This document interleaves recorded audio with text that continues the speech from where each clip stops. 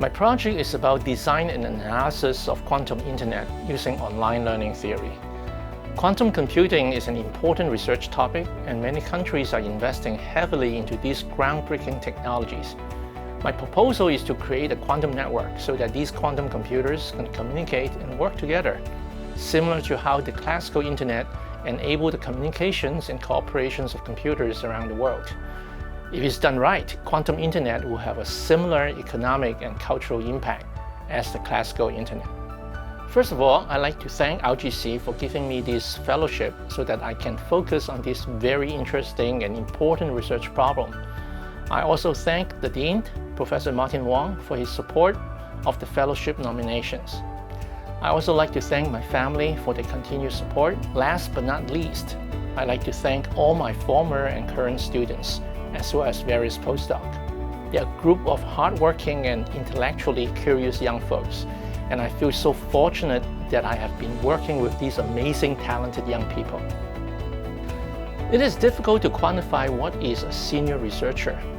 I always feel that I'm just a student, not a senior researcher or professor, for I always enjoy learning new things and thinking about interesting research problems. As an advisor, my responsibility is to inspire students and to encourage them to think out of the box, continue their research work when they encounter some problems, and continue to pursue their dreams. Unlike many professors who have over 15 or 20 students or postdocs, I don't have a large team. I prefer a close collaborations with my students and postdocs. Maybe the best way to lead a group of students or postdocs is to actively involve in the research problems and research discussions or related activities. If one enjoys learning, one should also enjoy the process of doing research. And maybe the best way to inspire students is to be a good role model of being an inquisitive researcher. We're living in a fast-changing world, but your curiosity and your research passions should not change. Just keep learning, thinking, and have an inquisitive attitude. This will help focus on our research work and keep us to have a curious mind. Many researchers nowadays, may they be young or seasoned, already have their goals and objectives set up. The only advice I want to give, if I may, is not to follow popular research trends.